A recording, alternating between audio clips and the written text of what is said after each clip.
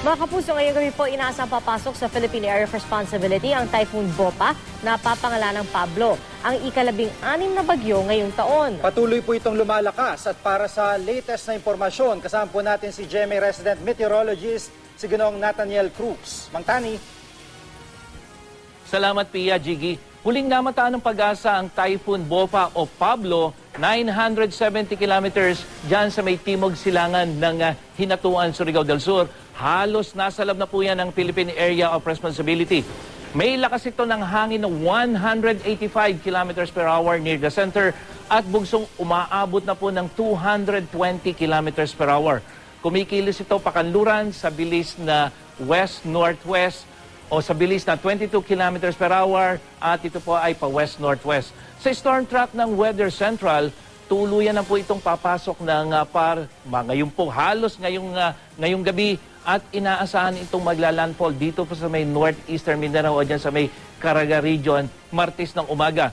Pagkatapos ay dadaan ito sa may Central Visayas, ito po yung mga probinsya ng Bohol, Cebu, dyan po sa Negros, patungo ng Panay Island. Tatawid po yan dito sa may hilagang bahagi ng Mindoro hanggang sa makalabas po yan ng West Philippine Sea sa araw ng Huwebes. At yan po ay kung hindi magbabago yung kanyang direksyon at bilis, Jiggy.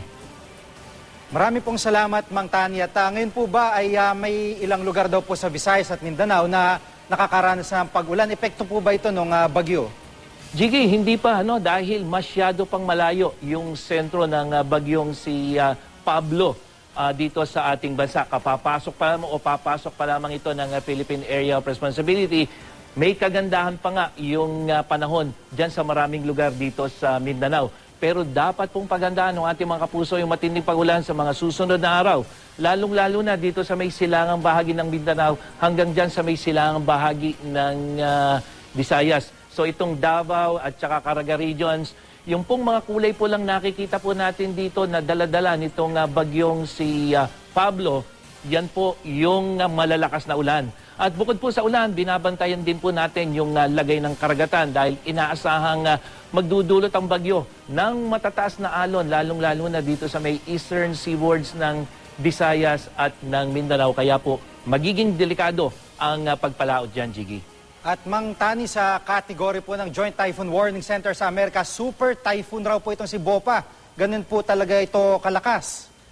Jiggy, yung kasing super typhoon, ang lakas ng hangin dyan ay mahigit 200 kilometro bawat oras. So sa ngayon, si Pablo ay 185 pa lamang. Ang nangyayari kasi, Jiggy, doon sa JTWC, yung ginagamit nilang pag-average ng hangin ay 1 minute lamang. Samantalang dito sa ating bansa, kasama na ang Japan, 10 minutes. Kaya mas malakas yung estimate ng hangin dito sa JTWC. Sa kanila, 200 plus na kilometers per hour yung lakas ng hangin nitong si Pablo, pero sa atin ay 185.